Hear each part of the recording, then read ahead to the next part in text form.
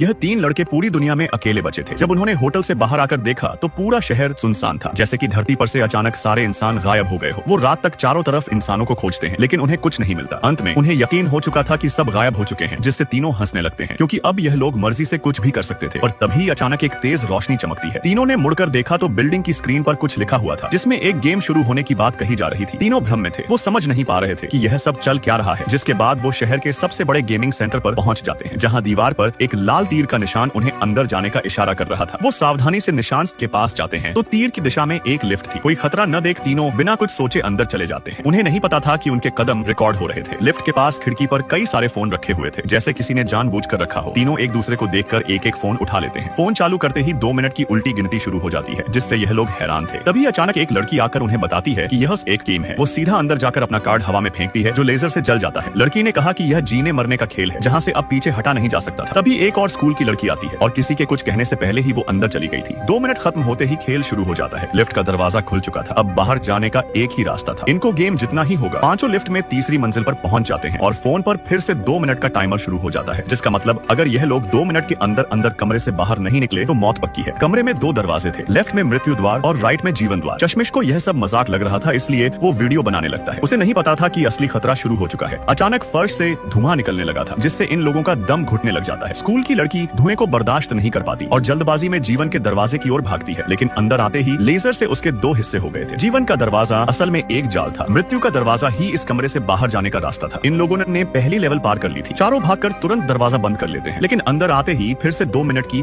उल्टी गिनती शुरू हो जाती है। और इस बार उन्हें 10 सेकंड कम मिले थे। इन लोगों को 1 मिनट 50 सेकंड के अंदर अंदर कमरे से बाहर निकलना था, लेकिन समस्या यह थी कि कमरे में 2 दरवाजे थे, जिसमें गलत दरवाजा खोलने पर मौत पक्की थी। एक लड़का कांपता हुआ दरवाजा खोलने जाता है, लेकिन वो इतना डर चुका था कि दरवाजा खोलने की हिम्मत नहीं जुटा पा रहा था। 15 सेकंड शेष बचे थे। तभी उसका साथी दूसरे दरवाजे की ओर बढ़ता है, जिस पर जीवन का चित्र था। फिर उसे याद आया कि पिछली बार का सही दरवाजा मौत के द्वार वाला था, इसलिए शायद इस बार उल्टा होगा। यही सोचकर लड़का दरवाजा खोल देता है। इस बार उसका अनुमान बिल्कुल सही था। सारे लोग तुरंत दरवाजे से अगले कमरे में आ जाते हैं, लेकिन इस गेम में हर स्तर पर 10 सेकंड कम होते जाएंगे, क्योंकि तीसरी लेवल में उन्हें 1 मिनट 40 सेकंड का समय मिलता है। इन लोगों को जल्दी गेम पार करना होगा, लेकिन यह लोग इस खेल के नियम नहीं जानते थे। इन चारों में लंबे बालों वाला लड़का ही गेमिंग में एक्सपर्ट था, क्योंकि वो हमेशा गेम खेलता रहता था। उसने लगभग हर गेम खेला है, चाहे गेम कितना भी जटिल क्यों ना हो। वो सबसे पहले उसे क्रैक कर लेता था, लेकिन मौत को देख अब वो डर से सुन्न पड़ चुका था। उसका दिमाग बिल्कुल भी काम नहीं कर रहा था, इसलिए लड़के को होश में लाने के लिए उसका दोस्त जोर से एक मुक्का मारता है, जिससे उसे याद आया कि गेमिंग सेंटर के बाहर एक कार खड़ी थी। लड़के ने अनुमान लगाया कि मौत का दरवाजा ही उन्हें अगले कमरे तक ले जाएगा। फिर टाइम खत्म होने से पहले लड़के ने दरवाजा खोल दिया था, जिससे सारे लोगों की जान बच जाती है। लड़के ने बताया कि उसने कार की लंबाई से इमारत की लंबाई का अनुमान लगाया था, फिर पैर से कमरे का क्षेत्रफल नापा था। टाइलों की संख्या से उसे पता चला कि कमरा वर्गाकार